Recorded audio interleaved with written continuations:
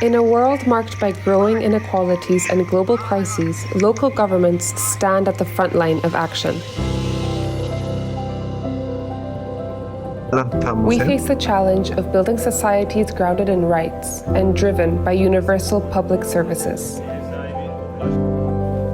The municipal movement is advancing the local social covenant.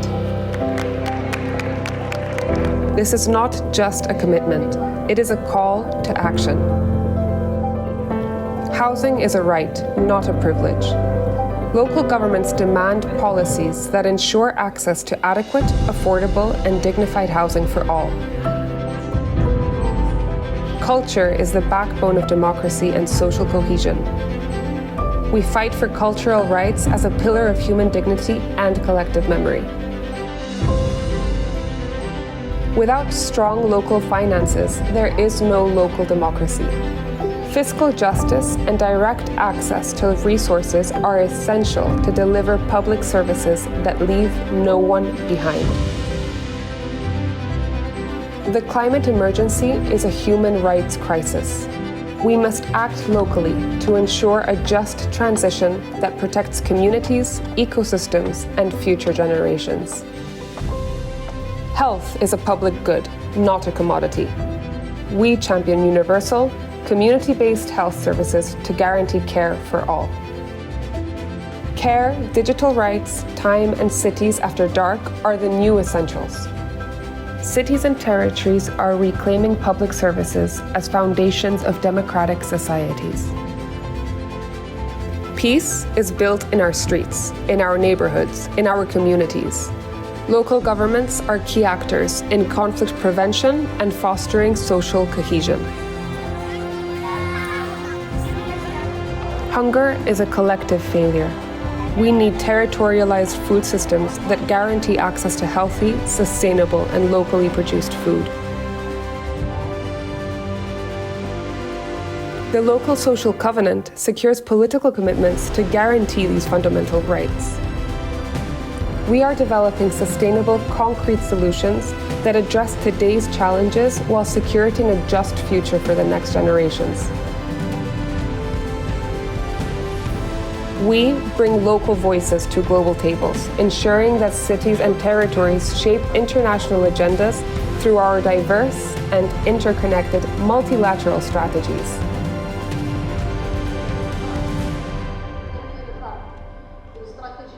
The local social covenant is not just our strategy, it is our political determination.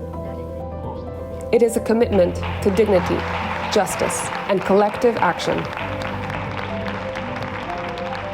Together, we are shaping the future through a bold, inclusive, and renewed municipal movement.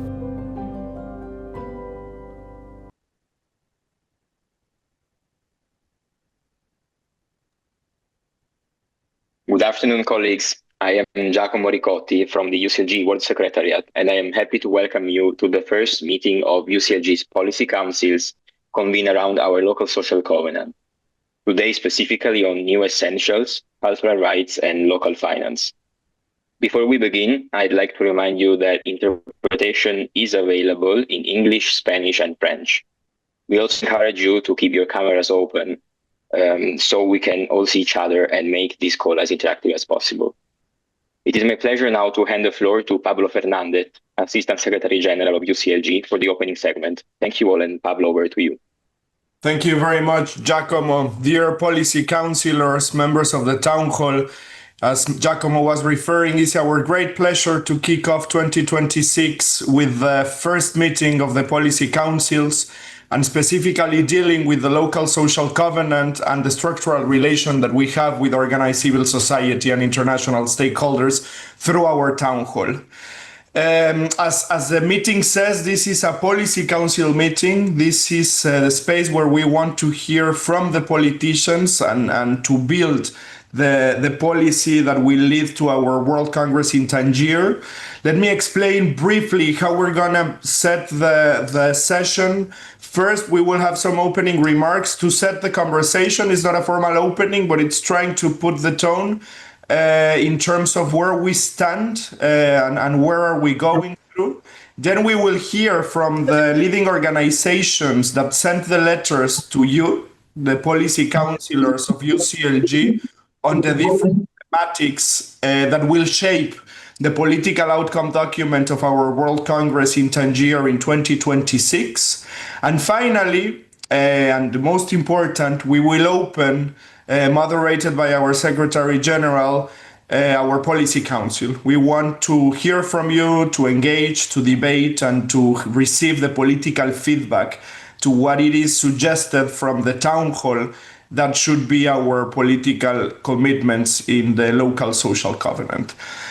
So having said this, allow me to give the floor to Emilia Saiz, the Secretary General, in these opening remarks, and then we will hear by co-chairs of the policy councillors. Emilia, the floor is yours.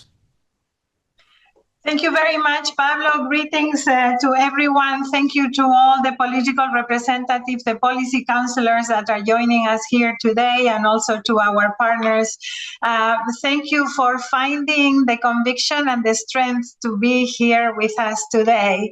In a world that is changing the way it operates, that is changing the way it dialogues with each other, and where we are seeing increasingly how values, unity, and shared objectives are changed by more transactional approaches to diplomacy, to international relations.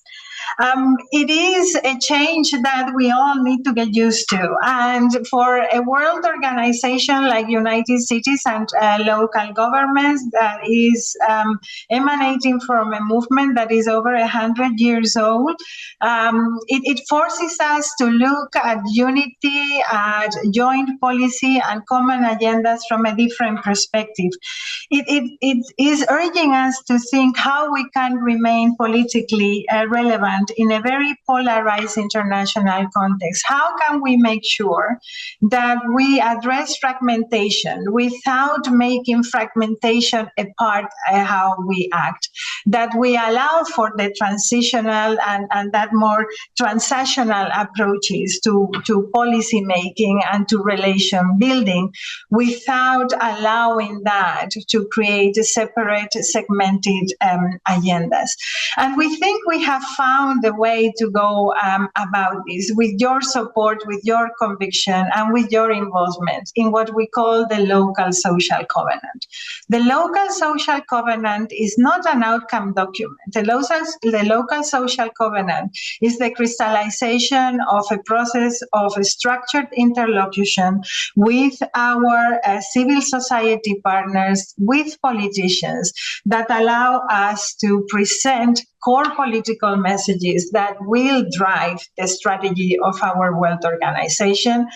It will allow us to provide and to frame very concrete commitments, and hopefully also inform and inspire concrete actions at local and regional government level. It is for us a great process that will inform the outcome document of our World Congress taking place in Tangier in June. So we have the instrument, we think, we have the actors, the political actors that we want to have around the table. Now we need to make sure that our membership identifies with the dialogues that we are having, and this is why the exchange of letters and addressing concrete topics is so important for us, and why today we want to give you, the political representatives, a key role in addressing issues following the changes that we have previously had. The chairs of the policy councils have been meeting already to understand the process and to review some of the critical inputs of the different letters.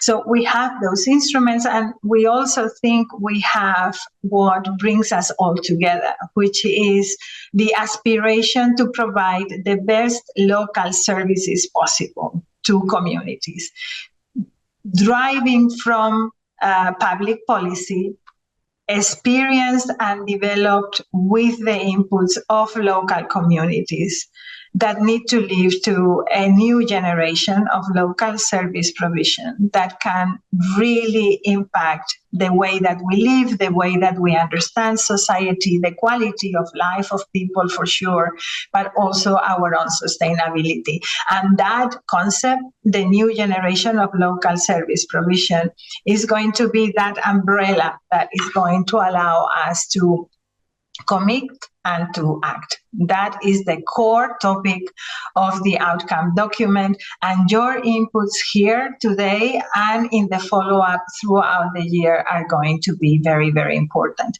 So I would stop here, just emphasizing that this is an exercise that is a long process that comes from the previous Congress under the umbrella of the Pact for the Future of Humanity, but is now aiming at making more concrete inputs based on the shared values that we all have.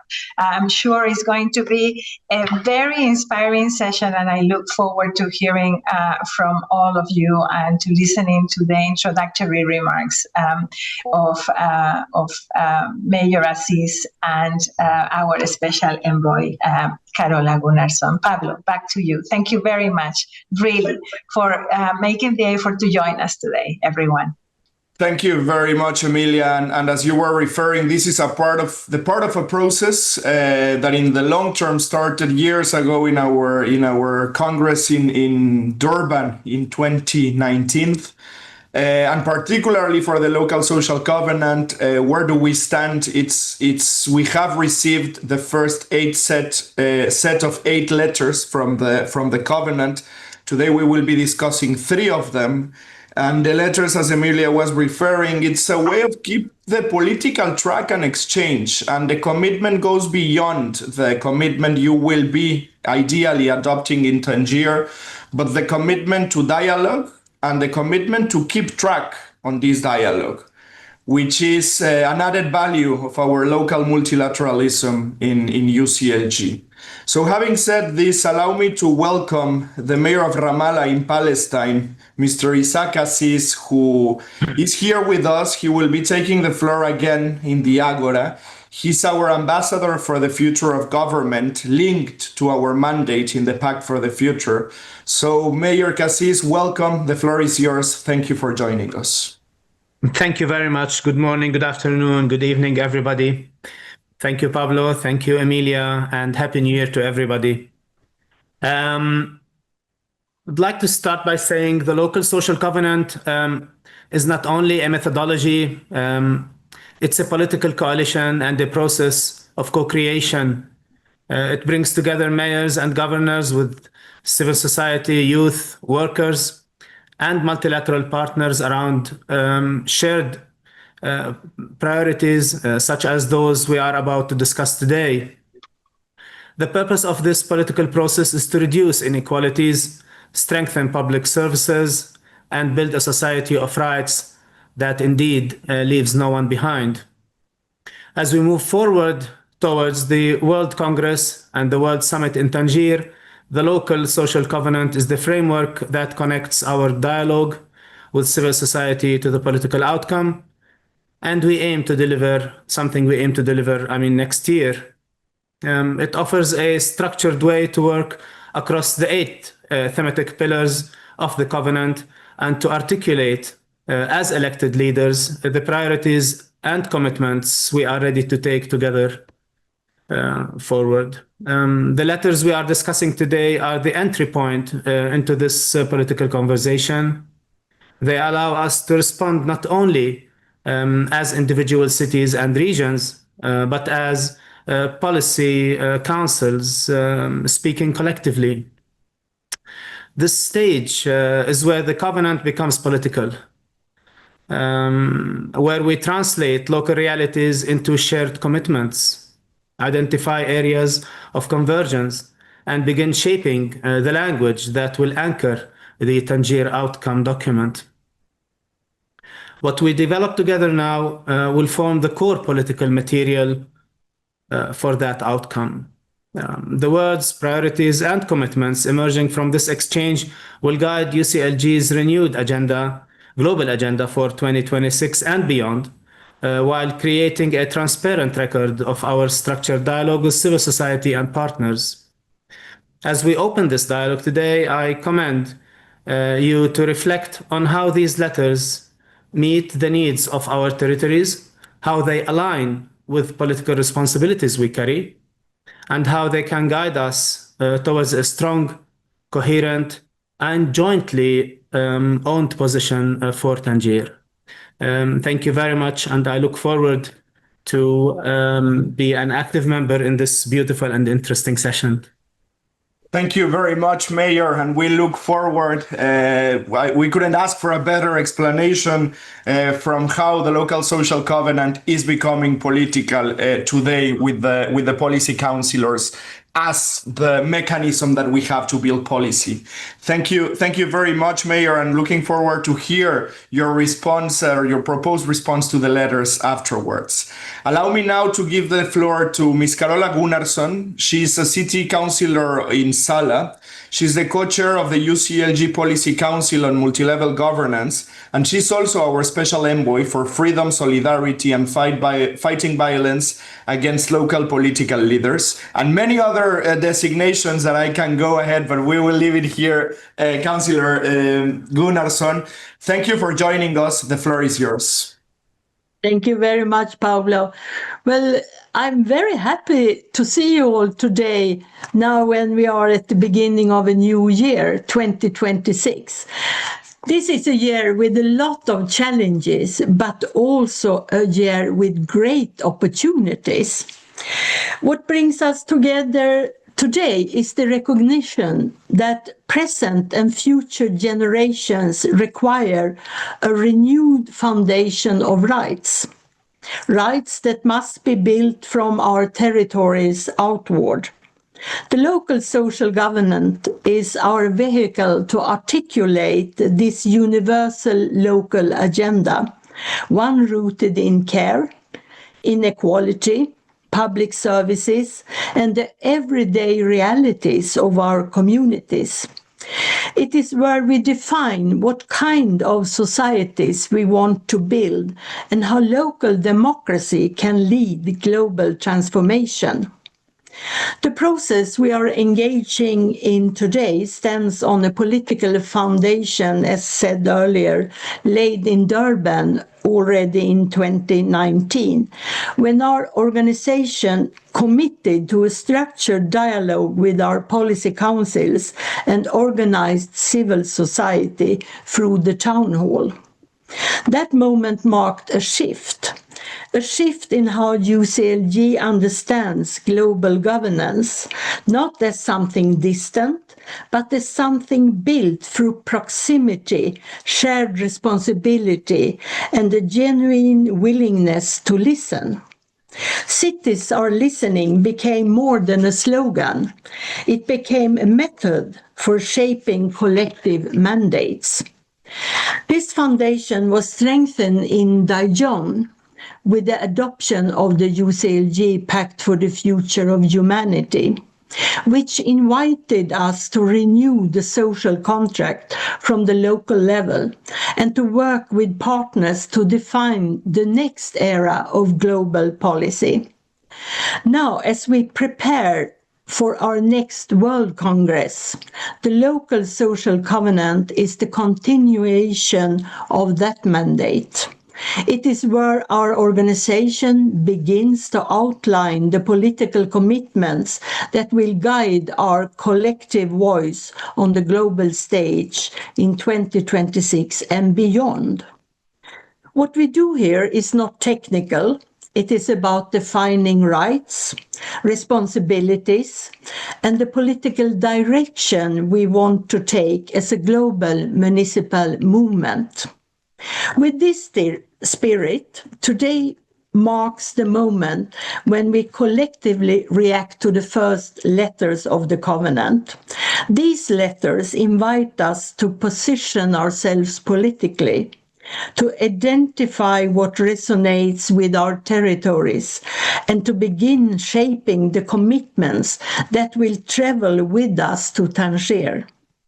As we begin, I encourage all of us to approach this space with ambition and openness. The positions we shape here will become the foundations of our renewed mandate, a mandate that will speak not only for our territories, but for the future of local multilateralism. Thank you. Thank you very much, Councillor Gunnarsson. You can see clapping hands in your screen.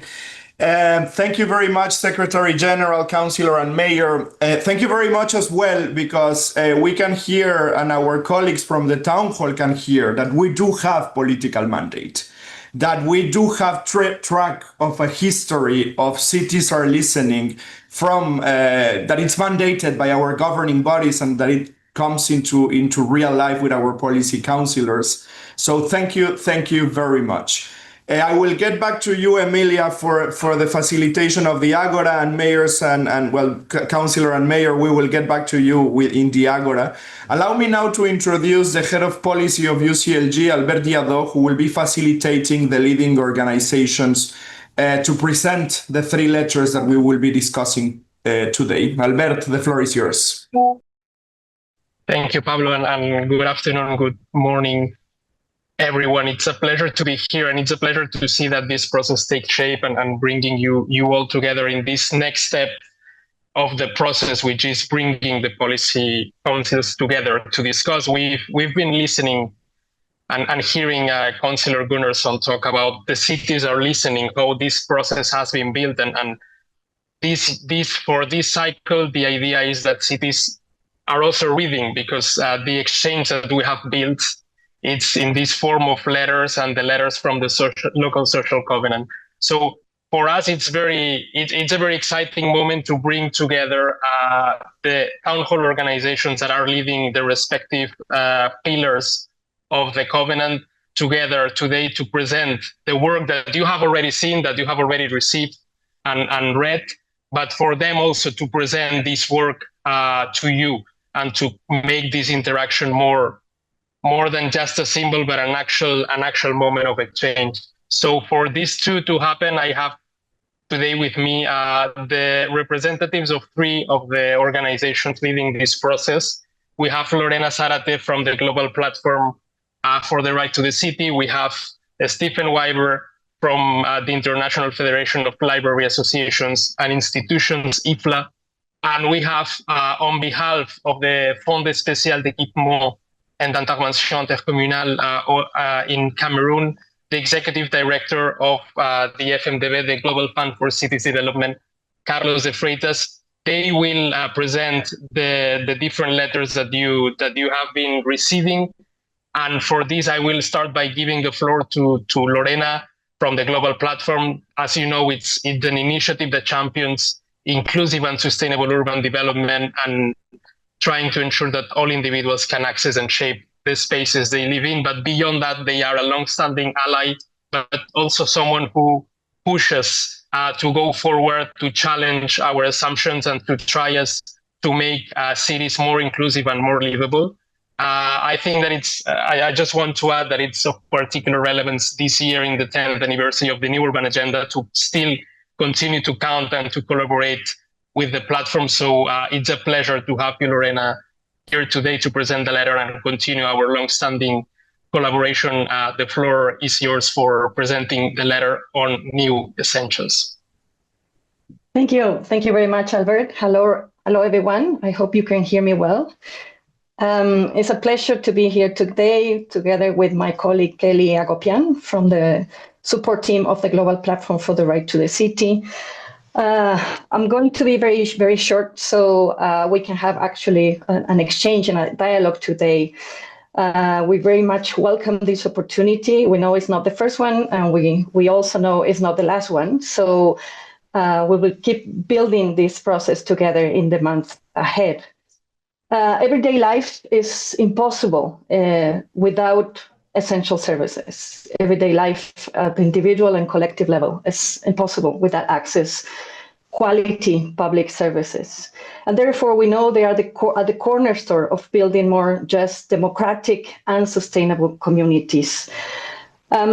We are proposing here, we are making a call to the policy counselors to call these essential services for everyday life. And that means basically a framework based on three main pillars. This is the proposal we're making for discussion today.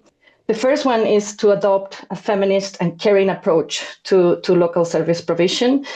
And this is centering care and care work as a way to reduce structural, not only gender, but racial and class inequalities in our cities. We know that these inequalities are the ones generating poverty, lack of opportunities, and lack of participation, and so on. So addressing this is, for us, at the core of local service provision. The second one is recognizing services as commons and as human rights. And that means basically guaranteeing them as universal services, but also addressing them as commons, like things that we have to manage together in a collective way. And we also know that some of these services are already recognized actually as human rights, but some other ones are new. And actually they're local governments. They're starting to recognize them at the local level in local charters and local declarations. So we know that this flexible, innovative, and dynamic approach is actually part of what local and regional governments do. Interestingly enough, just in December, the Office of the High Commissioner for Human Rights at the UN system just launched a campaign called Human Rights, Our Everyday Essentials.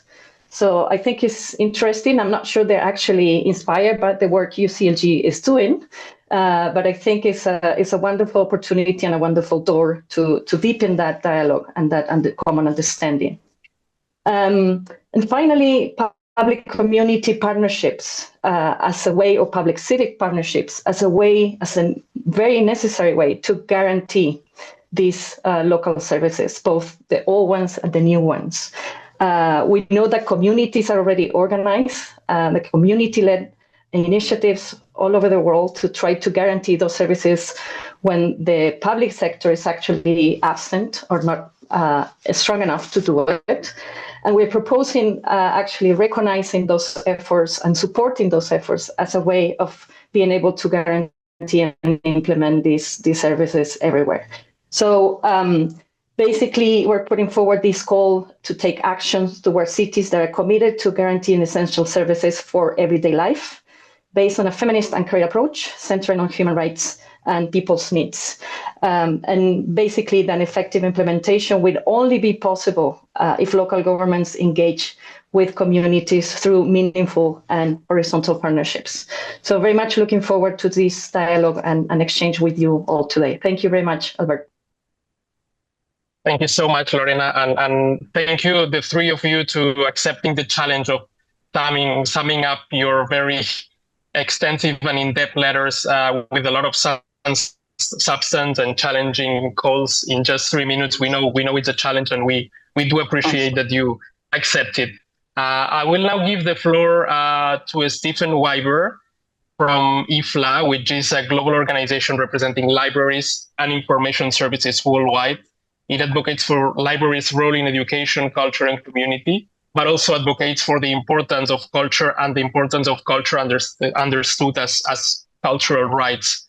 And this also a long-standing partner in our campaign for the SDG 18 on culture. Without further ado, Stephen, the floor is yours. Thank you for joining us today. Thank you, Albert, and thank you for the invitation to be here and to join in this conversation. You've presented IFLA, you've presented the Culture Goal campaign, which is very much based on the idea that firstly, we need a holistic, open approach to culture, both as a goal in itself, as an enabler of other goals. That to do that, we need culture to be seen as a policy area on the same level as all others, and that crucially, by pushing for that recognition at the international level through the UN, through global development frameworks, we can get there. You'll have read the letter. To summarize very quickly, we start off, we recognize very strongly the leadership role that UCLG has played based on that recognition that the local and the cultural are intrinsically interlinked, because you've taken that holistic rights-based approach to culture, both as an objective in itself and as an enabler of other goals. And this is one where we entirely agree with you. This is the route to realizing, as Ms. Gunnarsson highlighted, the societies that we actually want to build in the most effective way possible. Also because of your advocacy role in bringing that message to the global stage of modeling this approach, which is something that you're doing very clearly with the local social government as well. In terms of the challenges we face, I think the video at the beginning set these out very clearly. We're facing disruption, exclusion, polarization in the world. These are trends that have a major impact on the achievement of cultural rights, on people's ability to participate, to create, to enjoy, to feel that rootedness that culture can provide. But these are also areas where the response to has to be cultural, both through culture policies, but through these culture policies by affecting those broader cultural factors, the potential of culture, the way that people act, think, do. In terms of next steps, I think firstly, it's very much more of the same. It's highlighting, it's making clear that value of a rights-based approach, making sure that as we do that, we highlight cultural rights, how they're a guarantee of other rights, how they are a goal in themselves. Maintaining that focus on culture as that top level element of taking that holistic approach that sees the connection between cultural policy and culture in a broader sense, but also the interrelation between this and success in other areas. We cannot achieve progress in all the other 7 areas unless we include culture, and vice versa. Finally, be proud of your leadership role, shout about it in those global spaces, embrace that role, continue to encourage the uptake of an 18th goal on culture, show that that's possible through what you're doing, through your VLRs, through your voluntary regional reviews, and continue. And again, we very much welcome this. It's such a good example through this social covenant approach to be bringing on other stakeholders. We're here to support you in what you're doing. Thank you very much. Thanks so much, Stephen, for the presentation, but also for acknowledging the effort that UCLG has been doing to be that inclusive space that we claim for the UN and the multilateral system to be when we advocate ourselves, and especially when we go together with our partners. I will now give the floor to Carlos de Freitas. He is the Executive Director of the Global Fund for Cities Development. He will be speaking on behalf of FACOM, the Fonds Spécial d'Équipement et d'Intervention Intercommunale in Cameroon, and the Global Alliance of Subnational Development Banks. Carlos, it's a pleasure to have you here with us today, and the floor is yours. Thank you, Albert, and very sorry. I'm just having a message that maybe Jean-Alois Biolay is online. Actually, he was a little bit late and I was supposed to step in for him. Do you know, Jean-Alois, est-ce que tu es en ligne?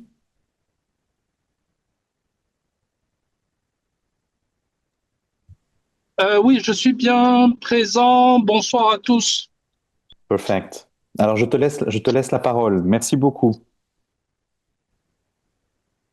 Et Sylvie, quand vous êtes prêt, vous êtes invité à présenter la lettre sur la finance locale faisant partie de la coalition aujourd'hui avec nous. Bienvenue. Je ne sais pas si vous m'entendez. Apparemment, j'ai des problèmes de connexion. Vous nous entendez?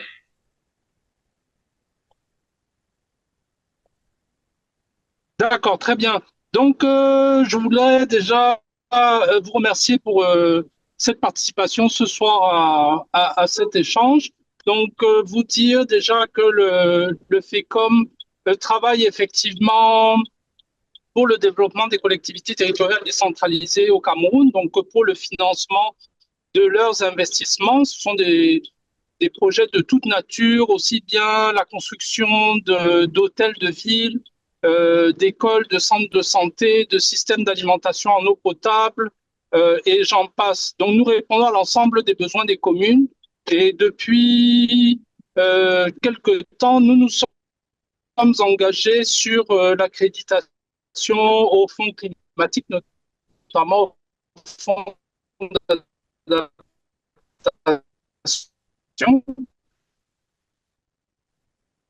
Et l'objet, c'est de Messieurs, on vous entend pas, apparemment, vous n'avez pas une bonne connexion. Albert, Je pense que vous ne nous entendez pas. Maybe, Carlos, Albert, it's better if you present yeah. instead. Maybe it's better if I do read this statement. So sorry. If you can mute him. I'm so sorry. Just to explain, he took the place of the CEO in an important meeting with the ministry, and he just got out of the meeting. So just to say that he was prepared. It's not a setup from FMDV to take the floor. Donc, je vais vous lire en français sa contribution. Donc, bonjour à toutes et à tous. Je suis Jean-Aloïs Biouelé, directeur de la coopération du FECOM, l'intermédiaire public de financement des collectivités au Cameroun, notre banque des territoires. Je présente aujourd'hui la lettre portée par l'Alliance mondiale des banques de développement infranationales, Subnational Development Banks, dans le cadre du Local Social Covenant et du pilier accès au financement. Le point de départ de notre contribution à l'initiative prise par CGLU est simple. Les gouvernements locaux et régionaux sont en première ligne des services publics, du logement, de la résilience climatique et de la cohésion sociale. Mais l'architecture financière de l'urbanisation durable, pour toutes et tous, ne suit que rarement, et notamment dans les pays du Sud global. Le Town Hall a posé une ligne politique très claire. Pas de pacte social crédible, sans logement adéquat et sans finances qui suit les fonctions et les droits, et qui sont des filtres étroits du Bankability First. Quelques chiffres cadrent l'enjeu. En 2020, l'investissement infranational représente 39,5% de l'investissement public au niveau mondial. Dans les pays du G20, la part est proche de 60%. Dans les pays de l'OCDE, Union européenne, les collectivités portent 69% de l'investissement public climat significatif. Et pourtant, 1,3% de l'aide publique au développement bilatéral soutient les villes et les régions des pays en développement seulement. Face à cela, notre message est opérationnel. Les banques des territoires ou Subnational Development Banks sont des institutions de premier kilomètre. Elles agrègent les projets, prêtent en monnaie locale, réduisent le risque, structurent la préparation des projets et connectent les collectivités aux financements nationaux et internationaux. Elles sont les premiers partenaires des maires et des gouverneurs et des administrations locales et nationales pour ce qui concerne le financement des projets issus des territoires. La lettre propose donc un cap à CGLU. Reconnaître, outiller et institutionnaliser ces intermédiaires publics au cœur de plateformes pays pour localiser le financement. C'est exactement l'approche des Country Platforms for Localizing Finance, Financial Cities, de nouvelles règles du jeu et de formats de partenariats stratégiques, techniques et financiers, des capacités renforcées et des hubs d'ingénierie financière professionnelle, soutien à la préparation de projets de qualité et alignés avec les besoins et priorités locales. Et enfin, accès aux instruments et sources de financement, tant public que privé, national que régional et international, en lien avec les banques multilatérales de développement et les fonds climat. Cette logique est aujourd'hui lancée de manière pionnière et historique au Cameroun et à Madagascar grâce au leadership du FMDV, avec le soutien de nos gouvernements et acteurs clés de l'urbanisation, mais aussi de CGLU, de l'Union européenne et de l'ADEME. Je souhaite terminer par une proposition simple concernant vos travaux. Faites du Tangier Outcome un mandat d'action. Un mandat pour organiser une alliance encore plus étroite et systémique entre gouvernements locaux et régionaux et intermédiaires publics de financement, et renforçons nos approches conjointes, notre rôle et notre haut potentiel de transformation par des plateformes pays ciblant l'impératif d'une urbanisation durable, juste et résiliente. C'est selon nous la trajectoire la plus directe entre ambition politique et investissement visible, mesurable et juste, porteur du changement pour lequel nous sommes ici réunis aujourd'hui. Je veux conclure avec une proposition simple. C'est que cette réunion nous porte à mieux nous coordonner, à mieux dialoguer dans le temps de formulation des positions de CGLU, L'Alliance mondiale des banques de territoire est prête à vous accompagner avec le FMDV en secrétariat pour définir ensemble ces instruments du financement qui remettent au centre les besoins locaux, les populations locales et redéfinissent les instruments financiers à partir de ces besoins. Merci beaucoup à toutes et à tous. Merci beaucoup, Carlos. Thank you. And please convey our thanks to Mr. Biwol for the effort of trying to joining us today. Now it's the time of opening the Agora. As we presented at the beginning, we are about to start and kick off an exercise that will be moderated by our SG Emilia Sais. But the idea is to make it interactive. We will be collecting all your contributions through a mural that will be feeding this letter that will be in response of those that we have been receiving from the town halls. So this will be the dynamic. I will give the floor now back to our SG Emilia. Thank you, and the floor is yours. Thank you very much, Albert, and thank you to all the leading organizations for facilitating this exchange with us. That has been a discussion in itself. It has been a process in itself. These letters have been subject of many discussion among several organizations, and they are allowing us, and I think this is important for the policy counselors to understand as well, they are allowing us to start to pose some of the difficult questions, uncomfortable questions that we will need to address when looking at those new essentials, the new generations of local service provision. Some of the difficult issues that we are facing have already been exposed by the summaries of the letter, but I would like to be thought-provoking just to help us understand what kind of discussion we are trying to promote. We need to question why some of the issues that we have been supporting during years have not led to the kind of transformation that we were looking for, or why they remain to be a smaller scalable exercises, pilot projects that have never been seen as worthy of true investment. Why haven't we been able to actually convince the international community, but also banking institutions and national governments to provide a different type of finances for our local service provision, when we have been able to showcase some of the successes that we have had, and why some concepts such as cultural rights or the important role that culture has in fostering sustainability and transformation has not been always understood, and we have suffered from seeing culture not so much as a right, but as a power that would define what we are able to do or not. But also, why haven't we been able to see to look at culture beyond institutions and looking at it as a truly community-driven exercise.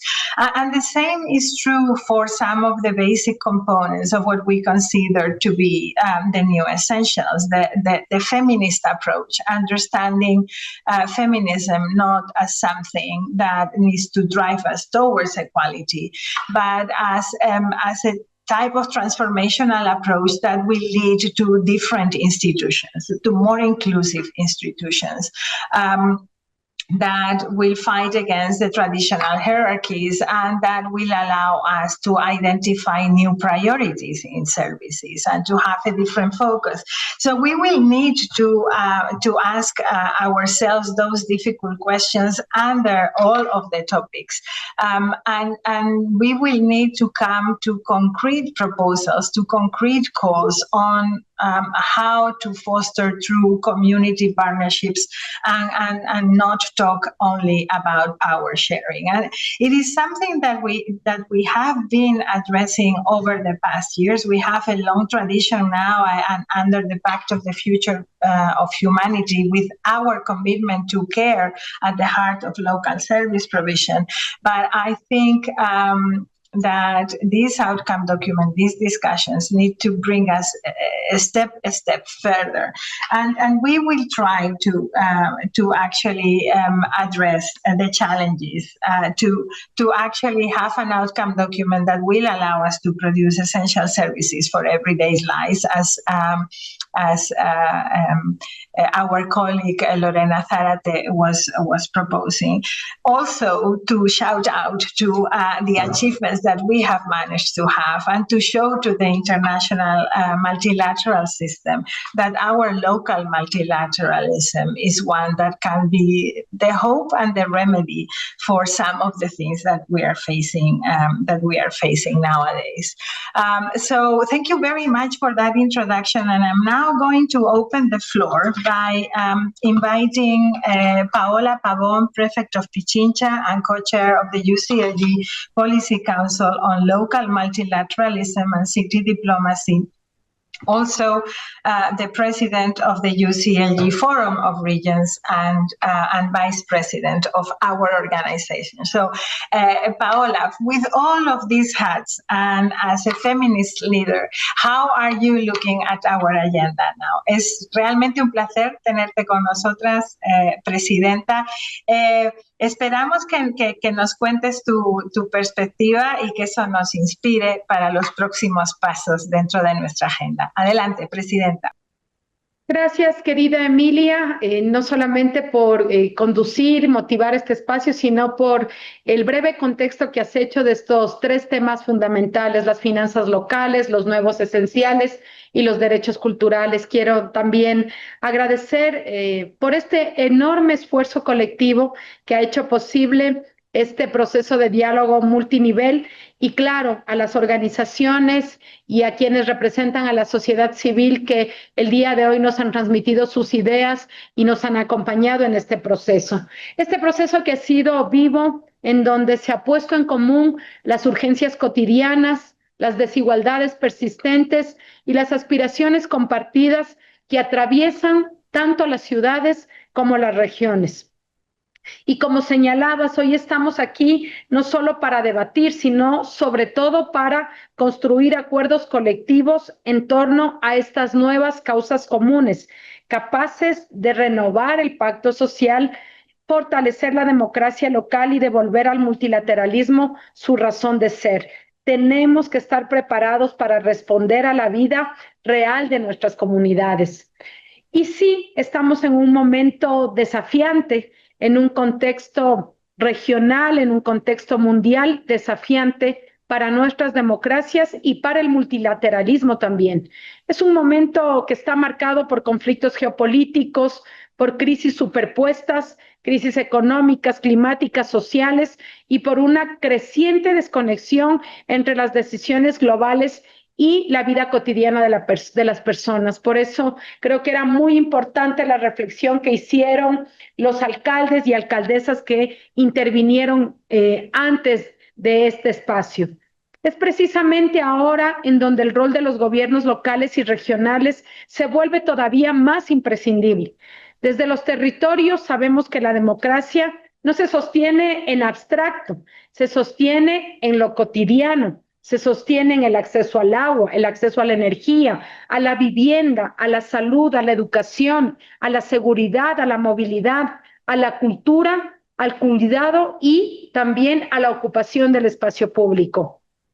Por eso, cuando hablamos de nuevos esenciales, no estamos hablando de una agenda técnica desconectada, estamos hablando de un contrato social construido desde lo local.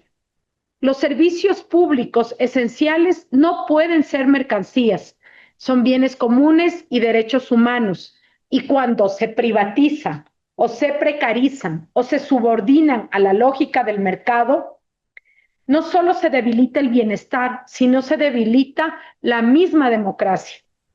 Las cartas de coalición social local lo dicen con claridad. Sin servicios públicos de calidad, no hay dignidad, no hay cohesión social, no hay igualdad real. Hoy también estamos llamados a ampliar nuestra mirada y reconocer que junto a los servicios tradicionales emergen nuevos derechos esenciales: el cuidado, los derechos digitales, el tiempo, los espacios públicos. Estos no son complementos, son condiciones fundamentales para una vida digna en sociedades complejas y diversas, y más aún con este contexto regional y mundial.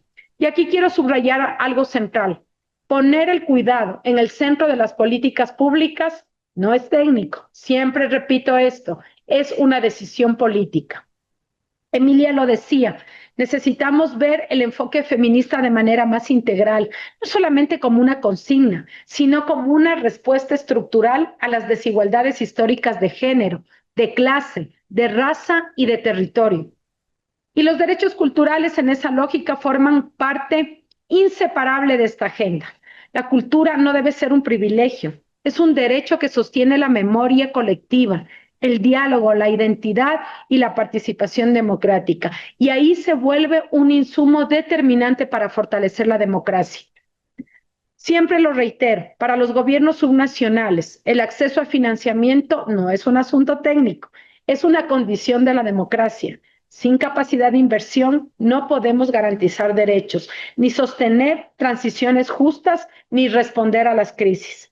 Necesitamos una arquitectura financiera internacional que reconozca a los gobiernos locales y regionales como actores políticos e inversores públicos, no solamente como los ejecutores secundarios en las lógicas nacionales. Necesitamos instrumentos financieros adecuados, las alianzas con los bancos públicos de desarrollo y una gobernanza multinivel que alinee las finanzas y las prioridades territoriales. Desde Pichincha, desde América Latina y desde los espacios que hoy representamos en CGLU, en Mercociudades, en la red de gobiernos subnacionales para el desarrollo productivo, defendemos una idea simple pero poderosa. No hay desarrollo humano sin territorios, con capacidad de decidir, de invertir y cuidar. El multilateralismo que necesitamos y que debemos fomentar no se construye solo en capitales ni en foros cerrados nacionales, se construye desde las ciudades, desde las regiones y desde las comunidades organizadas, tal como lo han planteado el día de hoy los representantes de la sociedad civil y de las distintas organizaciones.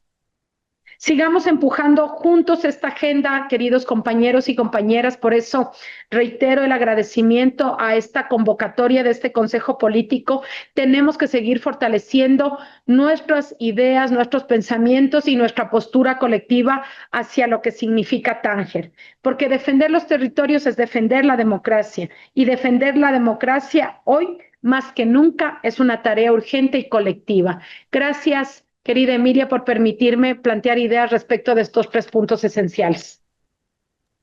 Muchísimas gracias, prefecta Paula Pavón, presidenta. Es siempre un lujo, es un lujo tenerte activa dentro del movimiento y escucharte. Y justamente en este momento en donde yo os hablaba de el reto que va a tener nuestra organización mundial de aprender a lidiar con la segregación, tenerla en cuenta, porque no tenemos que dar la espalda a la polarización que alimenta el contexto internacional, pero no la podemos hacer modo de trabajo habitual, no puede ser el eje central de nuestro hacer. Y me encanta que a través de tu intervención hayas conseguido enlazar todas las temáticas. Yo creo que el trabajo que estamos haciendo, este trabajo colectivo que hacemos, además de juntar actores y de garantizar la interlocución entre los diferentes actores, también nos permite mostrar un valor añadido que tenemos como facilitadores del movimiento municipal y territorial, que es que nosotros no tomamos las temáticas como temáticas separadas, sino que lo que estamos intentando es diseñar verdaderamente lo que es la comunión, el compendio entre todas ellas, y creo que nos has ayudado mucho a concebir esto. So thank you very much for your inputs, and allow me now to go to Harry Katsik, Deputy Mayor of Brampton, a councillor that has also been following our work very closely and has been part of these discussions previously. From you, I would like to understand how you see some of the critical components of this call to action that we are making, which is a call to action that goes beyond asking for additional financing, right? But it's about shaping what we want to finance. Thank you and welcome again. The floor is yours. Thank you, General Secretary Amelia. Thank you to all my colleagues for attending. And I think a part of that reshaping, very importantly, is to recognize that local governments are frontline public investors. We have numerous responsibilities, which can include housing, transit mobility, climate adaptation, community infrastructure, public health, culture, and care. But these investments, they're not discretionary. They're core democratic obligations.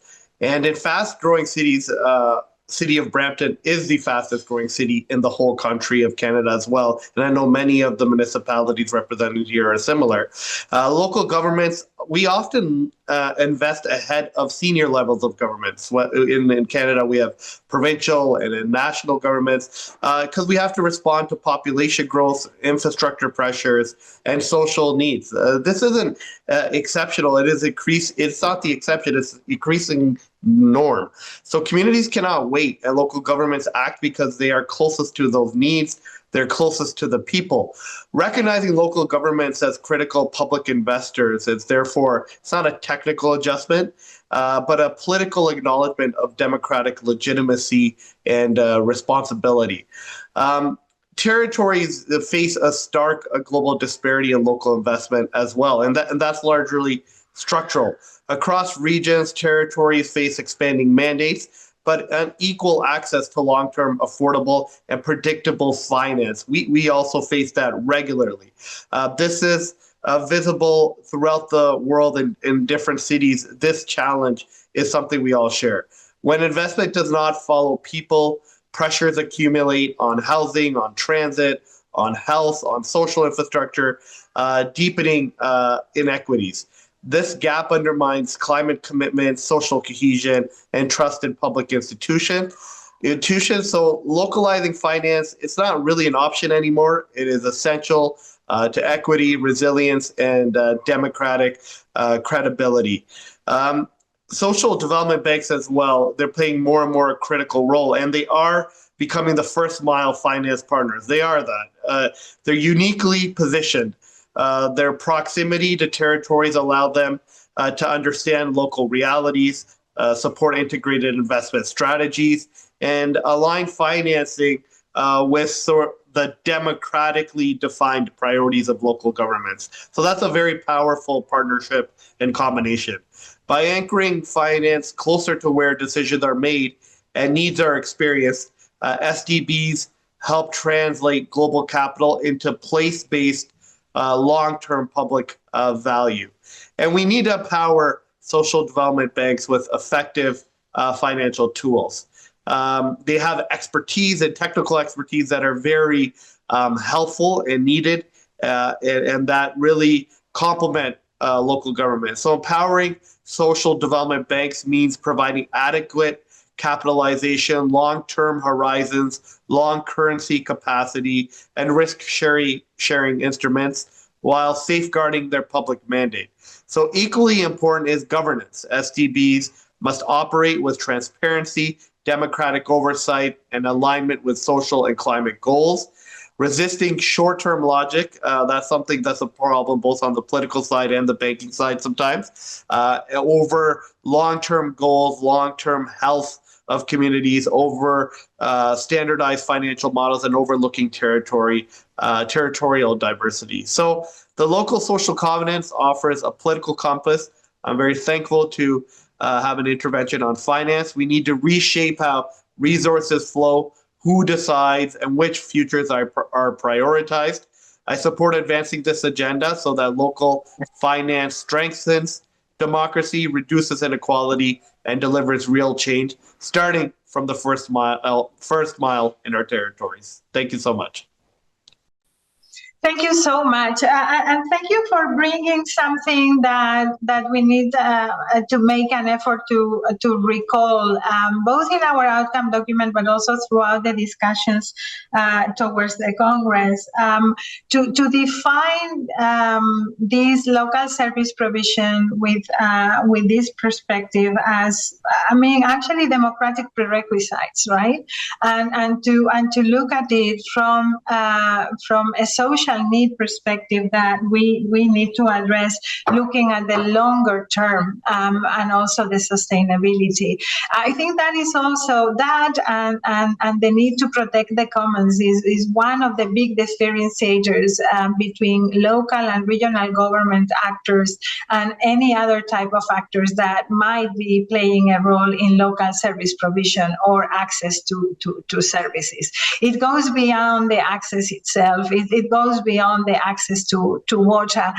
It has a much broader societal role. And that is what we want to reclaim. And that should be the best argument to also shift the type of investment and the type of recognition at the multilateral level. And so I think at this very moment in time where we are so polarized about many things, I think local service provision and changing the lives of people by actually doing, by concrete action, can be a very important component that can be experiencing also some, how would I say, it might be actually inspiring the new multilateral system that we will need to build. So thank you very much for that. I am going to try now, and I say try because I know Dr. Ahmed Al-Ghassani, the mayor of Dhofar. Yes, I see you, sir. I hope you can hear me well, and I am very pleased to provide you the floor so you can share with us inputs from your part of the world. Welcome, Mayor. Thank you very much, Amelia, Secretary General. And I'm very pleased to join you all in this important discussion within the framework of the local social covenant. Actually, as a matter of fact, our communities need many local services. And for this, local investment is crucial to meeting international and national agendas on infrastructure, green solutions, climate change, inclusion, as well as SMEs development. For us, this conversation is highly relevant, where our regions need to be engaged in infrastructure development, climate adaptation, all while responding to expectations of our communities. Achieving these objectives require financial systems that address the local context.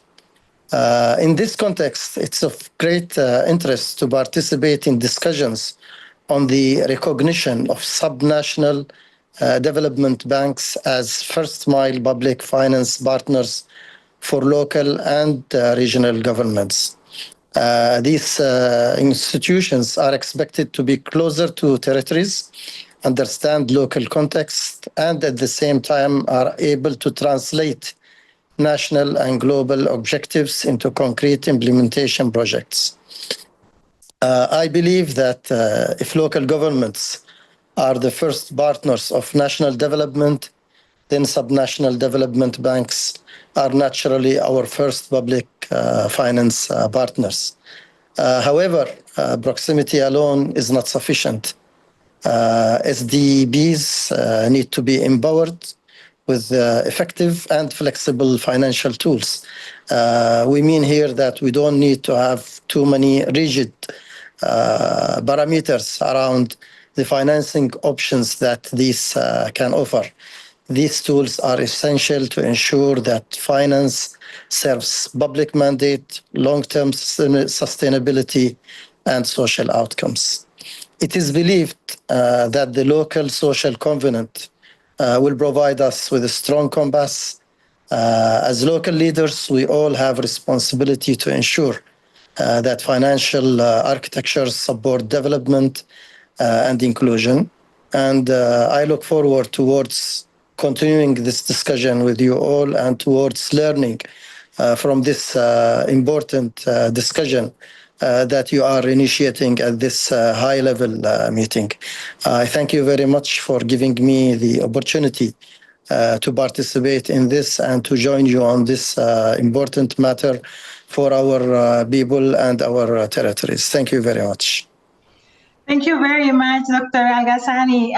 It is very important for us to ensure that this process includes visions of those people that are actually trying to make a difference on the ground. And we are very well aware of the efforts that you are making in DOFAR to actually work towards sustainability and to provide local service provision from a sustainability perspective.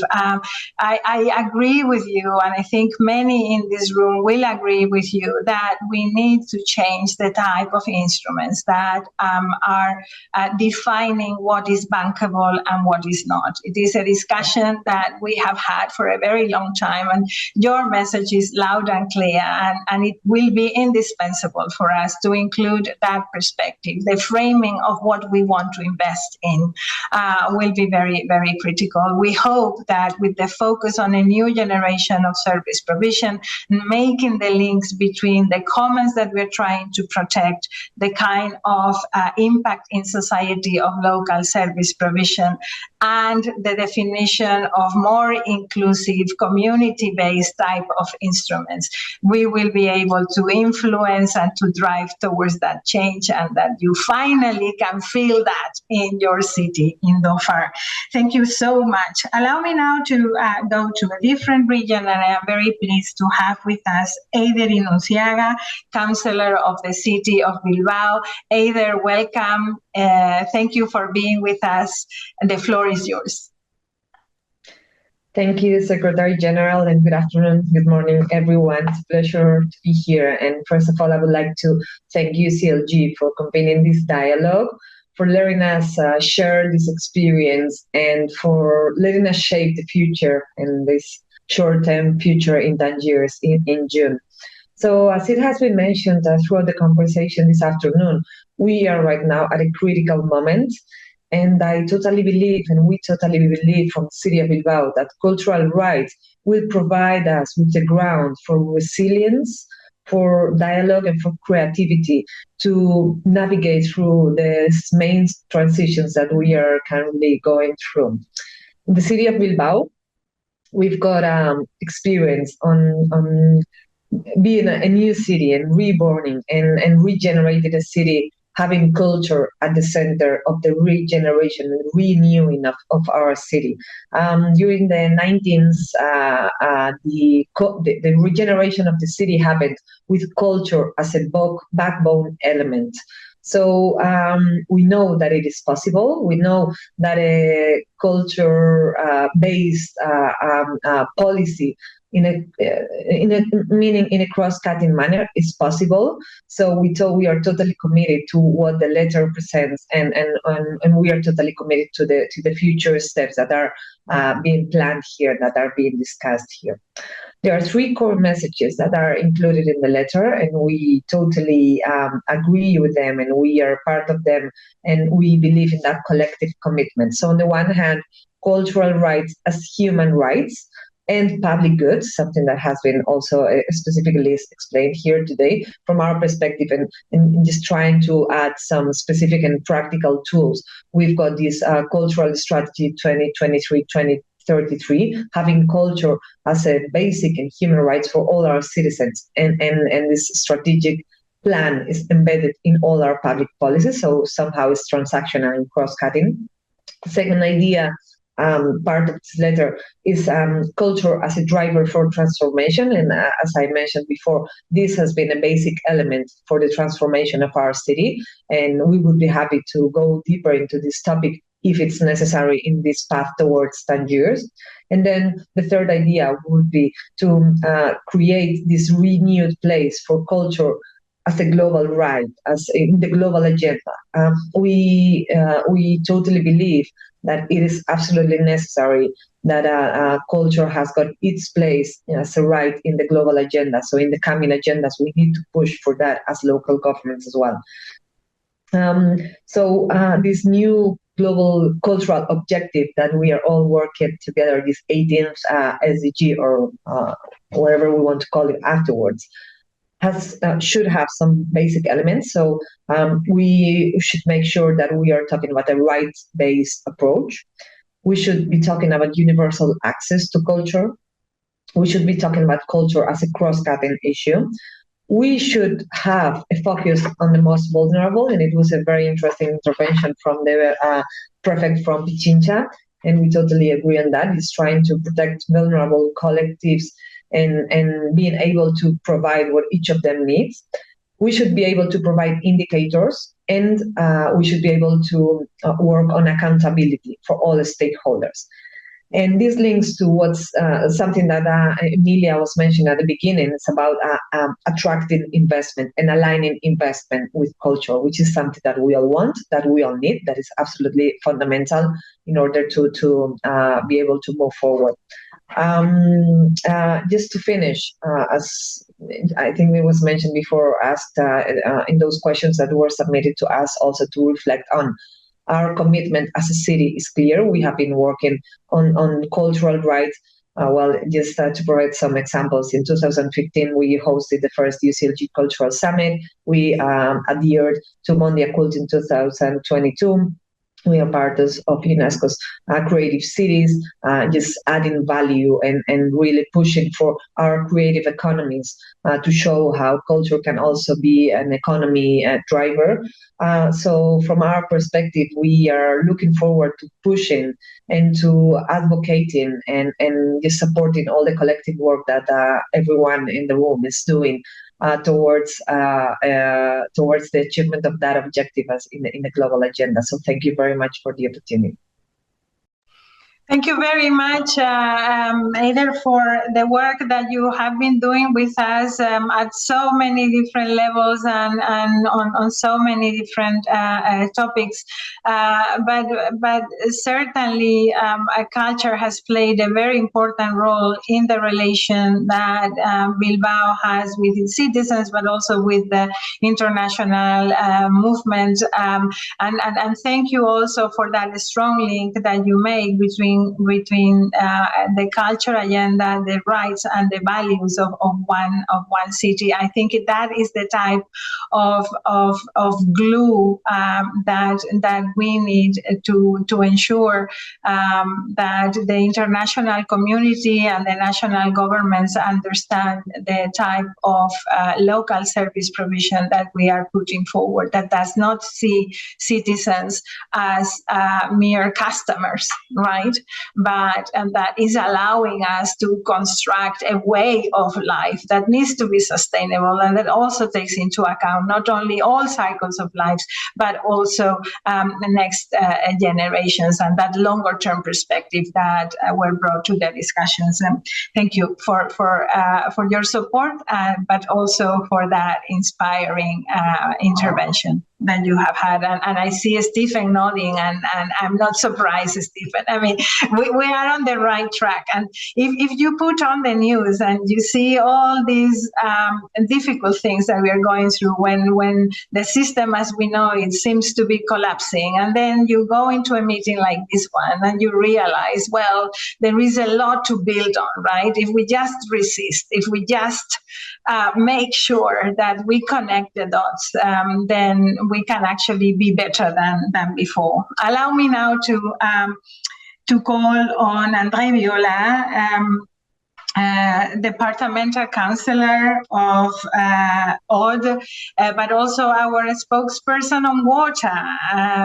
André, l'eau, très important pour la vie, mais aussi très, très important pour les gouvernements locaux, pour l'action internationale, pour la diplomatie de ville, pour le système multilatéral, je pense aussi. Donc, ton vision et ton réaction à ce qu'on a vu aujourd'hui et les lettres qu'on a échangées aussi avec la société civile. Bienvenue, André. Merci. Merci Emilia et chers collègues. Ça a été dit, nous vivons effectivement une période de profonde mutation avec une accumulation de crises sociales, écologiques, démocratiques et puis enfin crise du multilatéralisme, et tout cela se traduit concrètement dans la vie quotidienne de millions de personnes dans les territoires et les services publics. Si la coalition sociale a toute sa raison d'être aujourd'hui, c'est précisément parce qu'aucune de ces crises ne peut être traitées de manière isolée. Elles appellent des réponses systémiques, solidaires et surtout ancrées dans le réel. Dans ce contexte, donc, nous sommes pleinement d'accord pour affirmer que l'eau et l'assainissement font partie des services essentiels et des droits fondamentaux. Ils constituent le socle de la vie quotidienne, de la dignité humaine, de la santé publique et de l'égalité.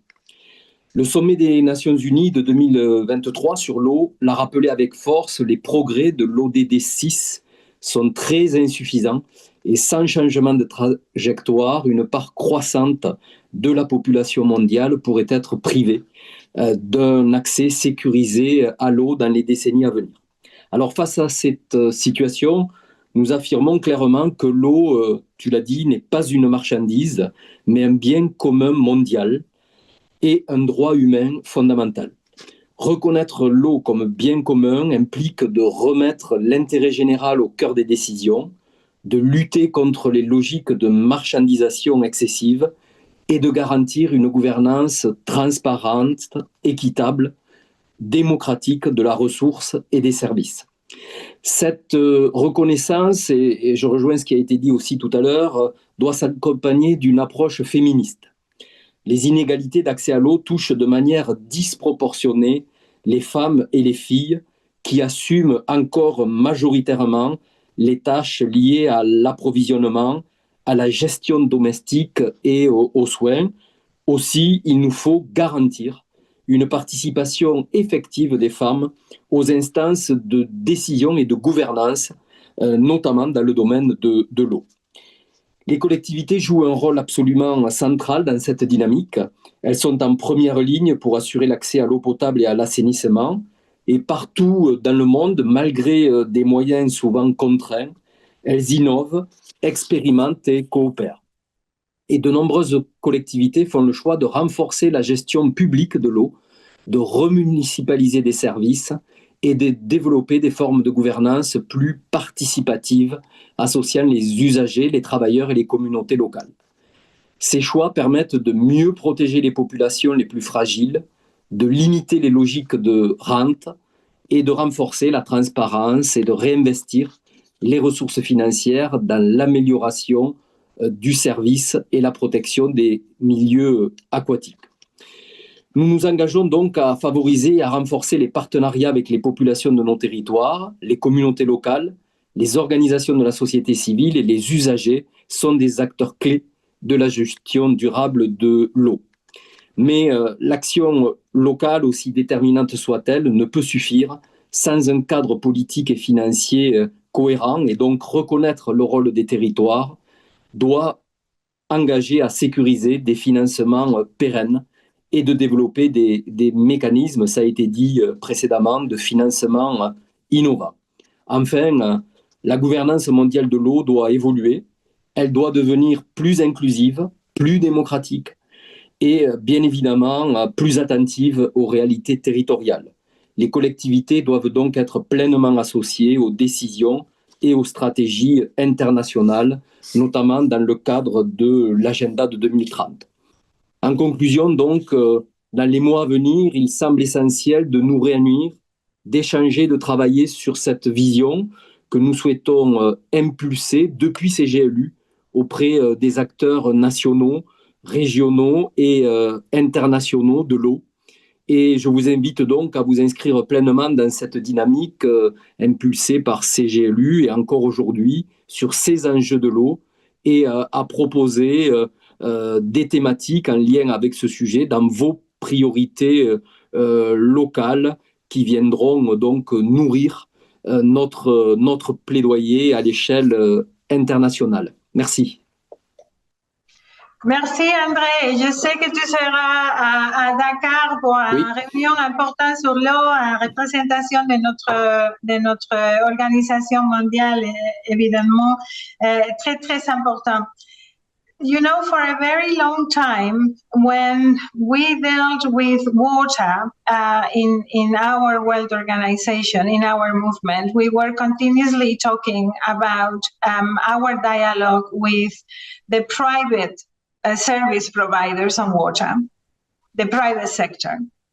And I think what we are doing now, and the social covenant is reaffirming this, is we are changing the dialogue. Yes, we are talking about efficiency in delivery. Yes, we are talking about governance of water, but we are talking about governance with the community and making sure that communities share that ownership and responsibility. And that really changes the map. And to me, those are the things that we need to identify as movement, as, okay, how have we evolved in the past decades? What are we trying to do differently, and why we will make sure that things actually change? And I think this dialogue that we're having with civil society, with communities, trying to represent those interests, and not only the dialogue with the private service providers of water. I think that shift is really important. I'm not saying we are not going to have the dialogue with private sector, it's necessary,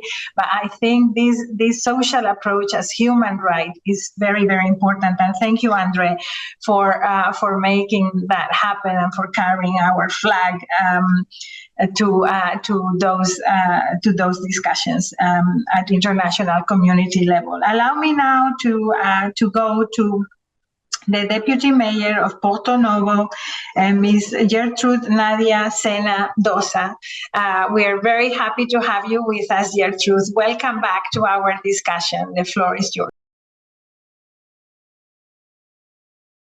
Bonsoir Emilia, bonsoir tout le monde. C'est un plaisir de vous retrouver au cours de cette nouvelle année 2026 sur notre première session.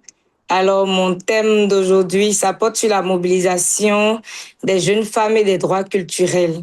Renforcer leur participation politique comme levier de démocratie locale et inclusive. Alors, dans ce contexte, la participation politique constitue quand même un droit fondamental et un pilier essentiel des droits culturels. Pourtant, dans de nombreux territoires, les jeunes femmes demeurent largement sous-représentées dans les espaces de décision locale. Cette exclusion n'est pas uniquement institutionnelle, elle est profondément enracinée dans les normes culturelles, sociales et symboliques qui limitent quand même l'expression, la légitimité et le leadership des jeunes femmes dans la sphère publique. Donc, les droits culturels reconnaissent à chaque individu et à chaque groupe le droit de participer librement à la vie culturelle et publique, d'exprimer son identité et de contribuer à la construction du bien commun. À ce titre, la mobilisation des jeunes femmes pour une bonne participation politique inclusive relève directement de la mise en œuvre effective de ces droits. En premier, je vais parler du droit culturel et la participation politique des jeunes femmes. Les droits culturels ne se limitent pas à l'accès aux arts et au patrimoine. Il englobe généralement aussi le droit à la parole et à la représentation, le droit à la reconnaissance des identités et des expériences vécues, le droit de participer au processus de décision qui façonne la vie collective. Dans de nombreux contextes locaux, les jeunes femmes font face à des barrières culturelles persistantes, stéréotypes de genre, normes sociales restrictives, assignation au rôle domestique ou encore marginalisation de leur savoir et expérience. Alors, ces obstacles entravent leur engagement politique et affaiblissent la qualité de la démocratie locale. Promouvoir la participation politique des jeunes femmes, c'est donc agir sur les cadres culturels afin de garantir l'égalité d'accès à la citoyenneté, la diversité des voix et la légitimité démocratique des décisions publiques. En deuxième point, mobiliser les jeunes femmes, un levier de transformation culturelle. Pour moi, la mobilisation des jeunes femmes ne se réduit pas à leur présence numérique dans les instances politiques. Elle implique une transformation profonde des pratiques culturelles et institutionnelles, notamment la valorisation des expressions culturelles féminines et juvéniles, la reconnaissance du leadership intergénérationnel et communautaire, la création d'espaces sûrs d'expression et de co-construction politique.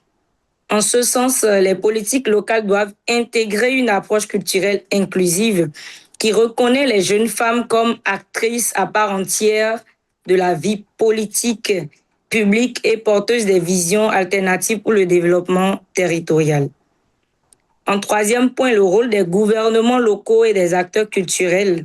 Les gouvernements locaux et régionaux ont un rôle central à jouer dans la promotion des droits culturels des jeunes femmes.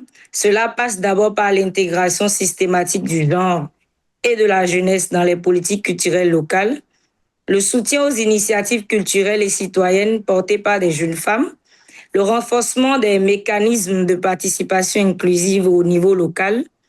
Les acteurs culturels, les organisations de la société civile et les communautés locales sont également des partenaires clés pour déconstruire les normes excluant et favoriser aussi une culture politique fondée sur l'inclusion, le respect et la diversité. Donc, en conclusion, je voudrais dire que la mobilisation des jeunes femmes pour une participation politique inclusive constitue un levier stratégique pour la réalisation effective des droits culturels en garantissant leur droit à la parole, à la représentation et à la reconnaissance. Les territoires renforcent la cohésion sociale, la légitimité démocratique et la durabilité des politiques publiques. Faire des droits culturels un cadre d'action pour l'engagement politique des jeunes femmes, c'est œuvrer pour une démocratie locale vivante, équitable et ancrée dans la diversité des cultures et des générations. Je vous remercie. Merci, merci bien pour cette intervention très importante. You can see the enthusiasm that you have given us, Gertrude. Really, thank you so much. I think it's really important, not only what you're legitimately bringing about the importance to include youth and in particular young women, but I think that you're making a really critical point when you signal Yes, when you signal the critical link that you have between ownership and actually adequate service provision, and that is something that we are trying to push for. It's about representation, but it's also about conceiving a different type of service. I mean, the participation of youth, the special focus on young women, making sure that we support bringing down some of the barriers that we see in their participation and empowerment will allow us to identify those new essentials that we are looking for as well. It is a different type of service, not only focusing on a different group, but focusing on different things, right? And so it is a path that we are undergoing with your support, and that we are very pleased to see progressing. Allow me now to summarize who I am going to be calling next. I would like to invite Mayor Aziz from Ramallah to come back and provide some inputs, as we promised we would invite him to do. And then I'm going to go to Milka Mora Areva, a member of the Mombasa County Assembly, and president of Refela Kenya. And then I will also go to Dede Akepye Mesa, City Councillor of Gulf in Togo, so that you all know you're going to be called. Mayor Assis, you are back with us. Some thoughts on what you have heard so far. Thank you, Emilia. Allow me to discuss on preservation of cultural heritage. You know pretty well how we in Ramallah always defend culture as the strongest pillar. Actually, this is how we see it, and as our colleague here, Jordi Pasquale, put behind him, culture is always in the answer, and I love that, Jordi. So, Ramallah adopted its participatory 2050 resilient strategy in 2017, aligned with the SDGs, mainly number 11, which became the godfather of planning for the future and the base for sectorial strategies based on building urban resilience to equip the city from the social, cultural, political, environmental, and economic aspect. The vision for Ramallah and the resilient strategy is we are an optimistic city, an inclusive, sustainable city, proud of its culture, and has control of its destiny. This is how we see the vision of our city. And therefore, Ramallah municipality has adopted a sectorial strategy stemmed from Resilient Strategy 2050, which appeared to be a necessity, including a participatory cultural policy for Ramallah, which was launched back in 2021. And we say culture is integral to resilient and sustainable city, which relied on and inspired by Agenda 21, with the recognition of culture as the fourth pillar of sustainable development. And with a social development approach that will galvanize implementation of the 2050 Agenda for Sustainable Development and reduce inequalities in the city of Ramallah. Out of the cultural policy, an initiative came as a priority, which is the preservation of cultural heritage in the city. The initiative aligns with global development agendas, particularly UN 2030 Agenda and the New Urban Agenda. In 2017, Ramallah launched the Resilient Ramallah 2050 strategy, aligned with the SDGs, as I said, strongly SDG 11. And this framework guided municipal policies, including 2021 culture policy, as said, grounded in Agenda 21 for culture. Developed through a participatory process. Cultural priorities were embedded across municipal departments to ensure continuity and inclusive access. The initiative also supports SDG 4 and 16 through education, civic participation, community tourism, local markets, women economic empowerment, quality public spaces, archive digitization, youth program, and documentation of oral history, verbal one, advancing inclusive and sustainable urban development. The aim is to safeguard and activate Ramallah's tangible and intangible cultural heritage as a driver of urban resilience, collective identity, and sustainable development under occupation, and of course the rapid urban change which we are experiencing in Ramallah. Specifically to protect historic buildings, sites, and urban fabric through local legislation, planning tools, and enforcement mechanisms. Preserve and revitalize tangible heritage such as archives, memories, practices, and traditional knowledge. Integrate culture heritage into municipal planning, policies, and budgeting as a core urban asset. The beneficiary population, the initiative benefits the entire population of Ramallah, with a particular focus on the old city, people living in the old city, women, youth, artisans, cultural practitioners, students, and local cultural institutions. It also serves visitors and tourists while strengthening collective access to culture, resources, and public space. The main actions and strategies, 3 points quickly: design and planning through participatory cultural assessment, implementation via city-level program and pilot projects, institutionalization by embedding actions into municipal and 5-year plan with monitoring mechanisms. The partners are endless. Civil society organizations, Center for Cultural Heritage Preservation in Bethlehem, cultural institutions, community groups, artisans, schools, universities, private sector players, and others who provided advocacy, technical support, project delivery, and of course, community engagement. The budget, nearly 17% of Ramallah's municipalities' annual development budget is allocated for culture, for cultural heritage protection, complemented by international grants and partnerships when available. And this shows how we put culture at the top of our priorities.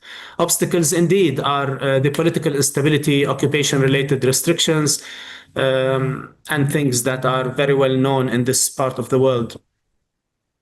The outcome, the initiative protected hundreds of historic buildings, historical sites, revitalizing the old city, expanded access to cultural archives, supported livelihoods, increased youth participation, increased women participation in public life, strengthened social cohesion, influenced policy development, and advanced sustainable urban resilience aligned with SDG 11 and 4.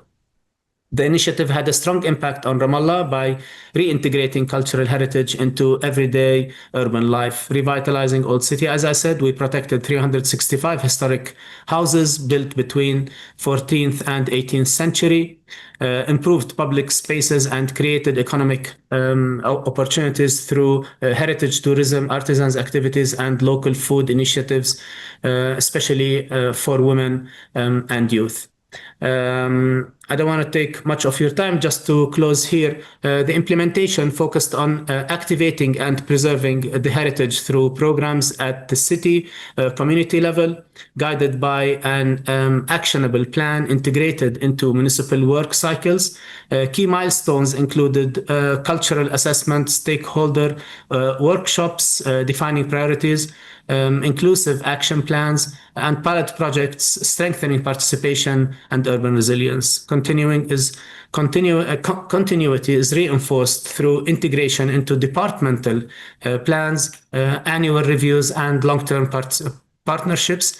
And this was actually included in our VLR assessment that we also reviewed culture for. And thank you very much. I close here. Thank you very much. Thank you, Mayor, for providing this very concrete example of what you're trying to do, how you can integrate culture in a broader perspective around sustainability and community building, very concretely in Ramallah, as you have said, in a context that we all are aware is extremely challenging. One of the issues that we will need to address when we look at the cultural rights perspective when defining the new generation of service provision is the very fact that culture has also been utilized to cut rights traditionally, and particularly for women. This has been an issue. So culture has a power issue that we will need to address, but also how to make sure that we understand culture beyond that culture that is produced and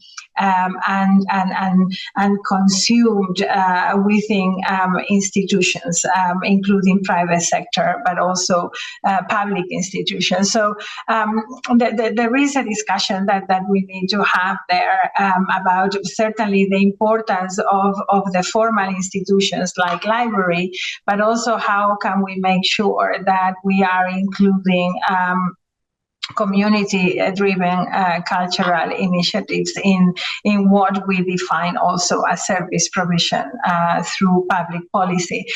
So interesting things to take into account, also drawing from the examples that you have provided. Thank you very much, Mayor. Allow me now to go to Ms. Milka Mora Areva, member of the Mombasa County Assembly, President of REFELA Kenya, our network of elected officials of Africa, also Vice President of REFELA East Africa and President of the Women's Caucus of the Council of County Governors in Kenya. You are very welcome. Please, you have the floor. Thank you so much, Ebo SG Emilia, for this chance. I got a bit late. I joined late because I had to attend another REFELA meeting, which just ended a few minutes back. But my intervention will be brief, just as I know our SG likes it. And I'm going to concentrate on culture. So I know that we are preparing to gather in Tangier with a profound mandate to shape a new global agenda. But let us be clear about the nature of our task. The future we seek is not merely a political or economic arrangement. At its heart, the future is a cultural project. So for too long, culture has been pushed to the periphery of our global debates. Today, we demand its elevation to the very core. To do this with authenticity, we must look to the territories where culture lives. I invite you to consider the African perspective, not as a regional story, but as a vital blueprint for the UCLG Pact for the Future of Humanity. Culture as our operating system. In Africa, culture is not a sector or a policy area. It is our lifeblood. It is the ancient knowledge that governs water stewardship in the Sahel. It is the communal philosophy of Ubuntu, the profound truth that I am because we are. Our culture, sorry, I don't know why my cassette is not moving. Our culture, sorry about that. Our culture are our primary operating systems for survival, innovation, and social cohesion. They are not a parallel pillar of development. They are the fertile soil from which all other pillars grow. Without this foundation, our new essentials and local finance models are built on shifting sands. The golden thread on gender equality. This brings us to the golden thread that must weave through our entire pact, gender equality. The strength of African culture lies in its duality. It is a repository of wisdom that has long empowered women as the custodians of heritage and backbone of our economies. Yes, we must also acknowledge it as a space where parochial structure demand conscious transformation. We must shift our narrative. Cultural rights are not just a theme. They are the critical battlefield for gender equality. By adopting a cultural rights approach, we bring marginalized voices, women, youth, and indigenous communities from the shadows to the center of the decision-making table. A cultural compact for humanity, the UCLG Pact, calls for a renewed social contract from the African vantage point. We assert this with conclusion that contract must be cultural. It must be feminist. In a world,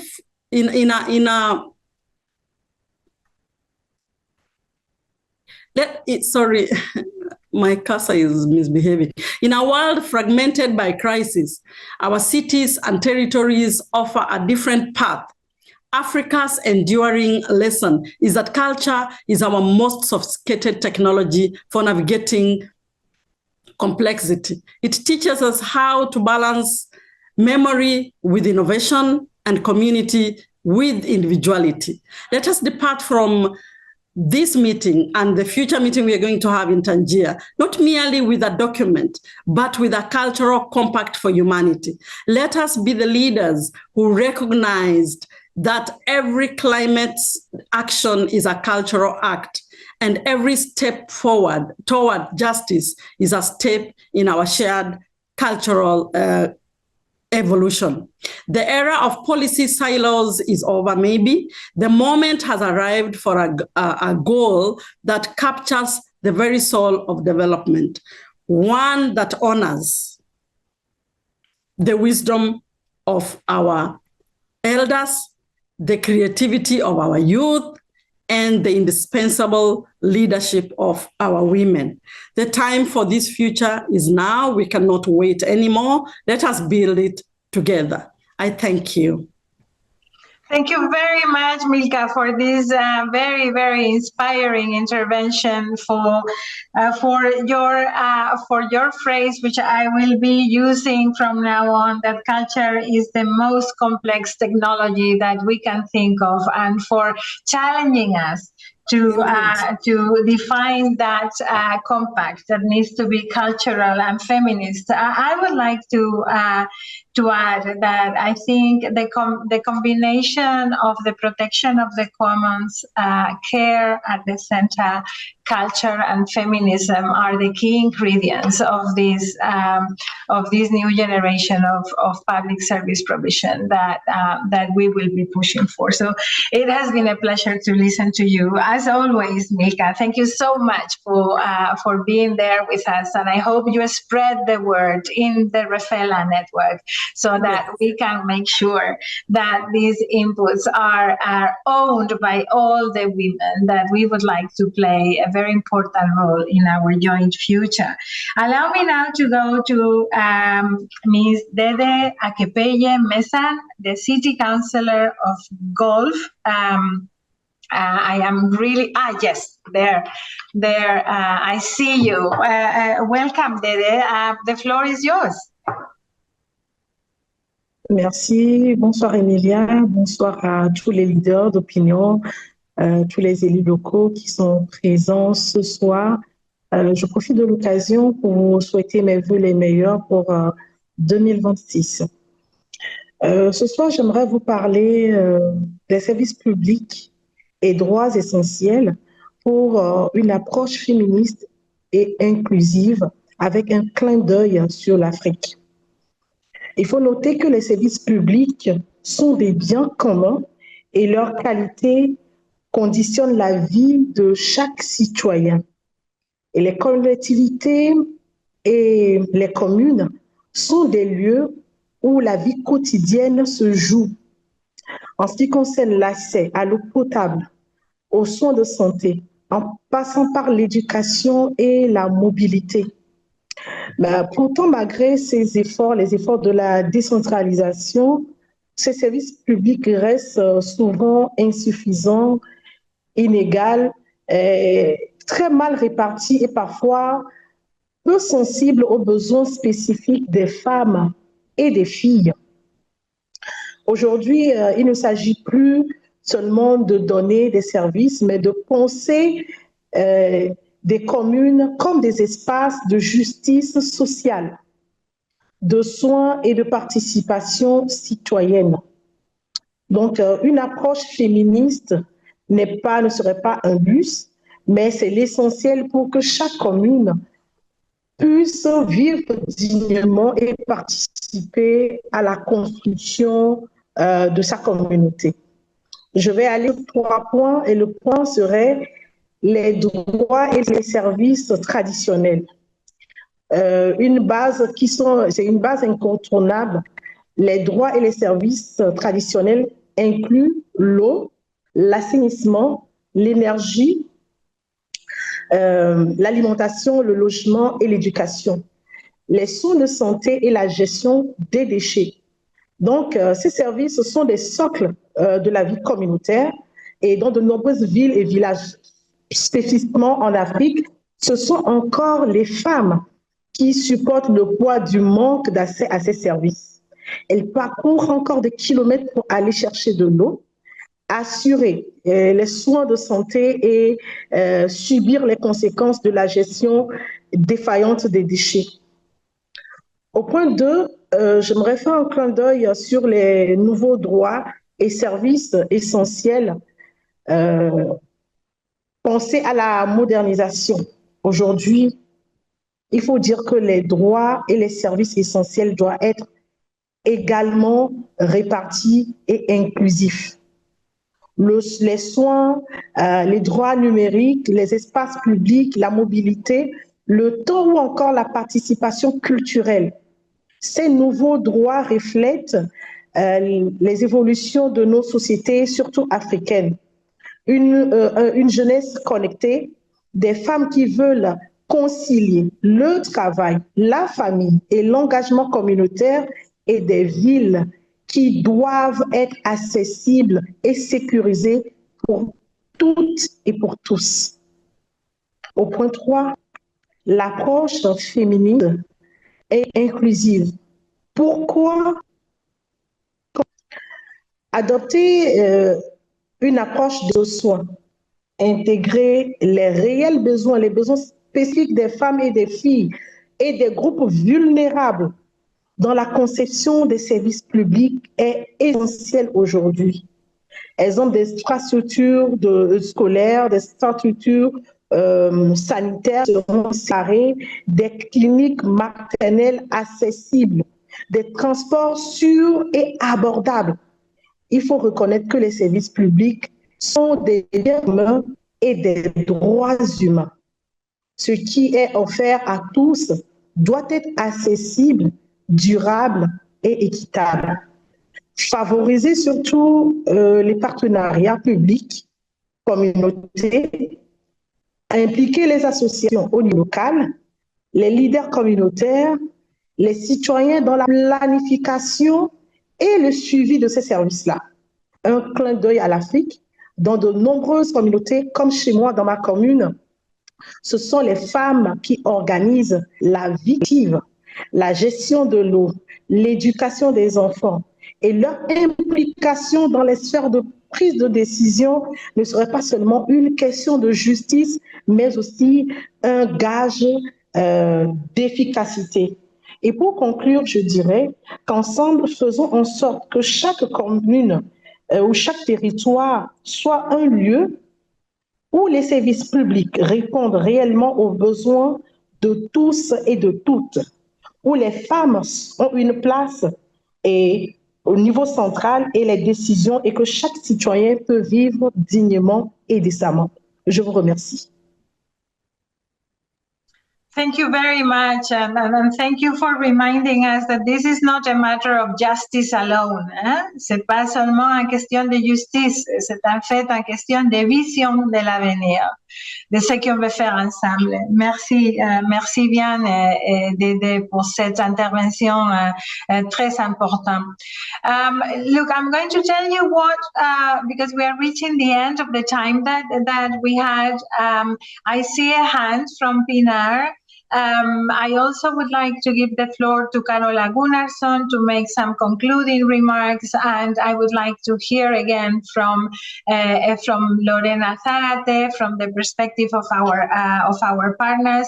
But obviously, if there is anyone that would like to intervene from the floor, briefly, please, then I will be very happy to provide that. So I will be looking at your different hands if you want to raise them. Pinar, a representative from the city of Izmir. Thank you very much for joining us, and thank you again for the work that you have been pushing for from the city of Izmir, also a host of our cultural summit. The floor is yours, dear friend.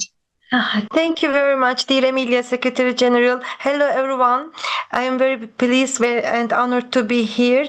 We all agree shortly with all the thoughts and all the commitments just said, told by the mayors, councillors, and the other colleagues from public participation to heritage to founding, and also all the other things, especially Ubuntu. Thank you very much, Julie. We understanding on the local social covenant is a social contract at the local level for overall well-being and for people-centered multilateralism. As Izmir Metropolitan Municipality, we will be very, very honored to be here during all these conversations, discussions, to learn from all you, and to collaborate and also to contribute. Thank you very much, really. Our work will be definitely on supporting the policies, all the policies based on the cultural rights. Thank you very much, really. Thank you very much, Pinar, the Director of International Relations of the wonderful city of Izmir, and I know all my colleagues would agree with that. A wonderful city it is. I don't see any other hands, so if you agree, then I would go to start to wrap up this meeting, and I would like to hear from Carola Gunnarsson, our Special Envoy and Vice President of UCLG. Carola, would you be ready to provide some comments on what you have heard? We would really welcome that. I see you there. The floor is yours. Thank you very much, Emilia. It has been very interesting to listen to everyone, and I will finalize by giving some comments upon new essentials. But first, I would like to say that a municipality is something much more than traditional rights and services such as technical infrastructure, energy, education, healthcare, etc. It is the foundation of the life people live together. It is where we together can create opportunities for the citizens to get involved and to participate in the development of one's own and others' future lives. And the letter of on new essentials emphasizes that new essential rights and services include care, digital rights, public spaces, public transportation and mobility, and free time. And I agree, but I also think that it must also include the right to live in peace and without violence. Another key message in the letter is the call for a feminist and caring approach to public policies and urban planning. And I also agree to that message. But I would like to say that we have since many years declared ourselves, UCLG, as a feminist municipal movement. But it isn't enough that UCLG is a feminist municipal movement. Now it's time for us to strengthen our efforts to support and help all local governments to become feminist municipal movements. Then we can see a real change and also give women and girls the right to flourish and the society the possibility to grow stronger and better for everyone. The letter also frames essential services and talk about community-led initiative. And I think that we can see a lot of examples all around the world on community-led initiatives. They have contributed to positive development for communities and their cities. And I think that there is neither lack of ideas nor of citizens who would like to contribute, but too many times the local political leaders are hesitating and not willing to take this opportunity, because it's of course a question of power. As a local political leader, you must be prepared to share your power with others to let your society grow. But But if people should have the opportunity to create the future society together, we must have trust in each other, and we must have a belief in and the feeling that what we do matters. I think that the local level, both municipalities and regions, is crucial for the future. And as local political leaders, we are closest to our residents and businesses. We see their needs and listen to their concerns. But being a local elected official is not only about providing services, it is also about protecting and developing democracy, safeguarding human rights, and working for gender equality between women and men. Because I'm convinced that there is no peace in the world without democracy, and there is no democracy without human rights, and there are no human rights without gender equality. That's my comments upon the letter about the new essentials, which I think was very good. Thank you. Thank you very much, Carola. I think we can use your intervention and in the work that is being done by my colleagues, gathering all the inputs as making the connections that we need to make to ensure that when we focus on service provision, we don't look at the very technocratic notion of services as something that you have access to, but that we make sure that we are protecting values and that we are making sure that that the right values are the ones that are underpinning those services. So thank you very much for that. This will be the challenge, I would think. And so I'm delighted to give the floor to Lorena Zarate now, because she is, Lorena, they have put you on the spot.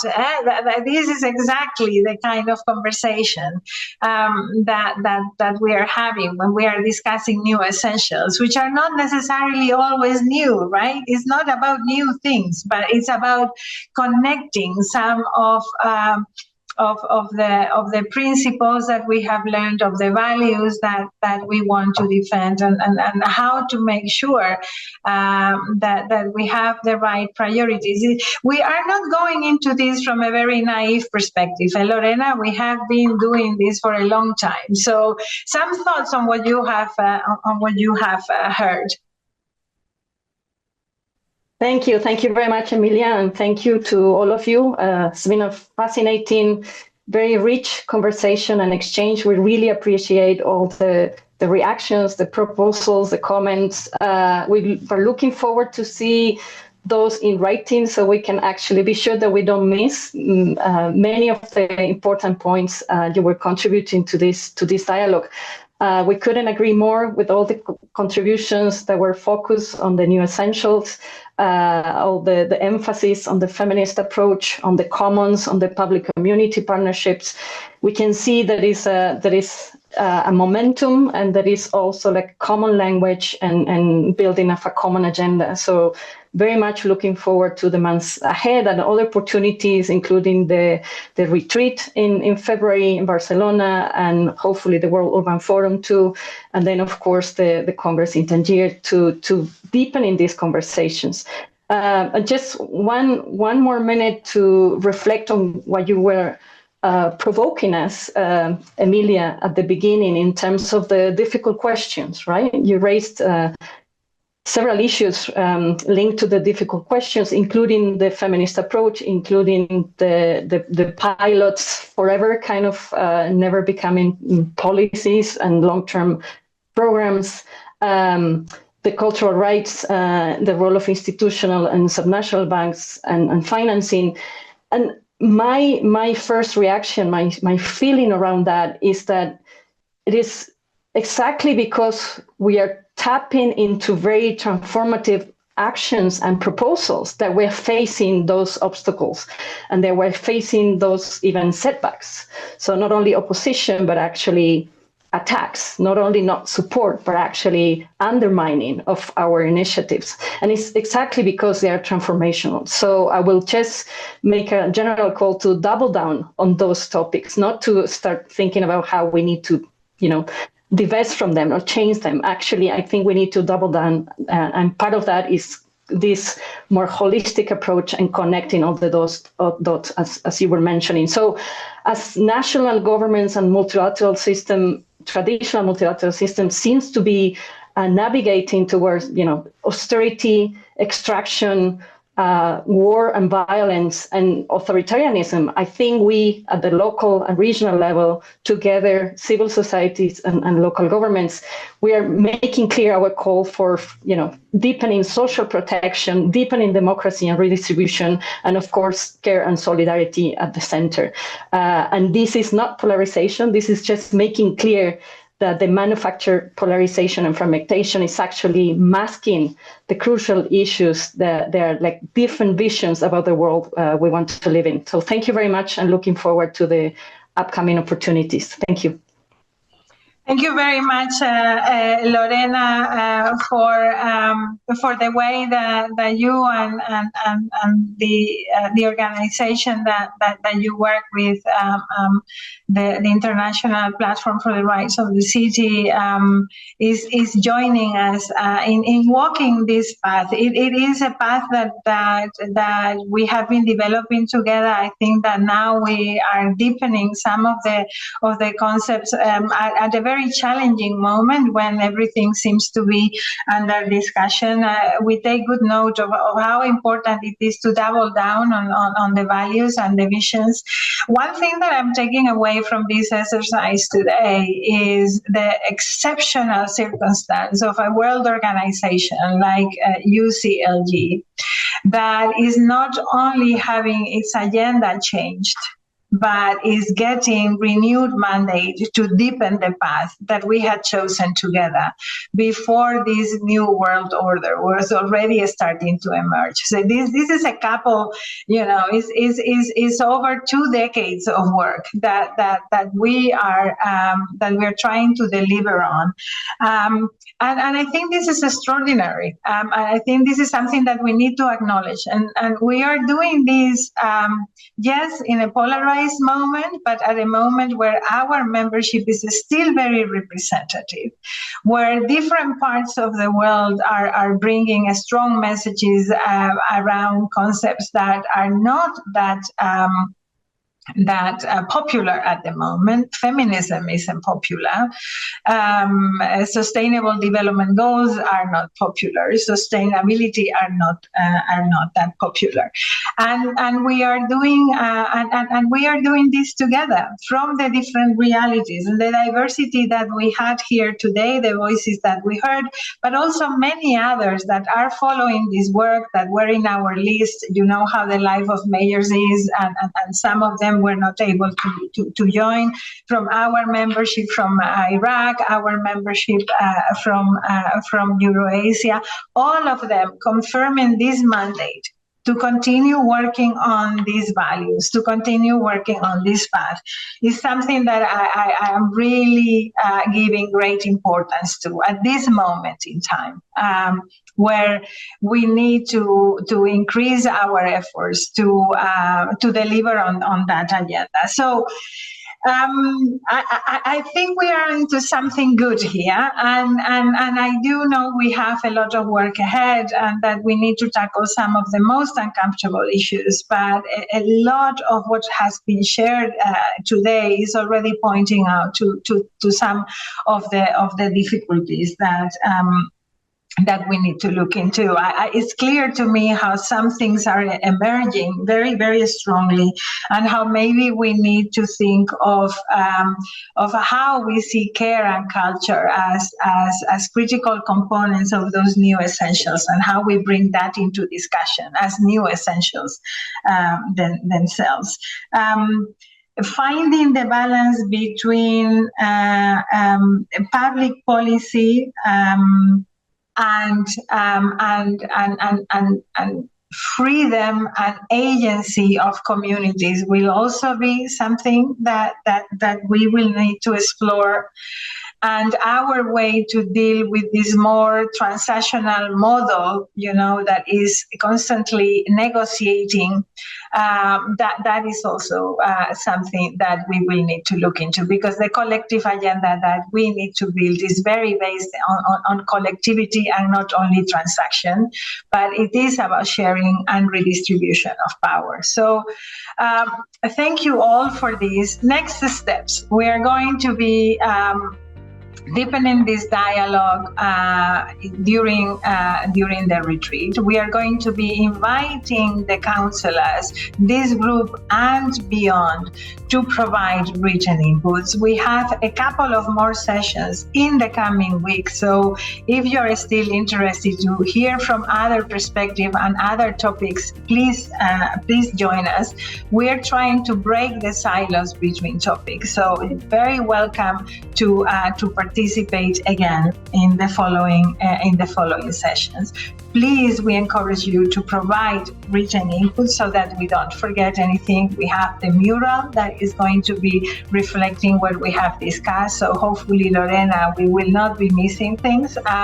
But also, this session is produced and is worthwhile to look at it again because many things have been said, and it's a long session, and you might disconnect for a couple of seconds here and there, but all the inputs have been really valuable. We are going to be doing a last political check during our executive bureau that is going to be taking place 8th to 10th in Mexico City. And we will end up at our World Congress in Tangier with what we hope will be a very, very strong covenant, a very strong commitment that will underpin a new social contract with humanity at the heart of everything. Thank you, everyone. Look, I am going home very happy this afternoon because I think there is still a lot of hope. Mayor Cassis is laughing. There is hope. You know this better than anyone. Of course. I cannot agree more. We'll carry on. Thank you very much. Thank you, team, for everything. Thank you. Bye-bye.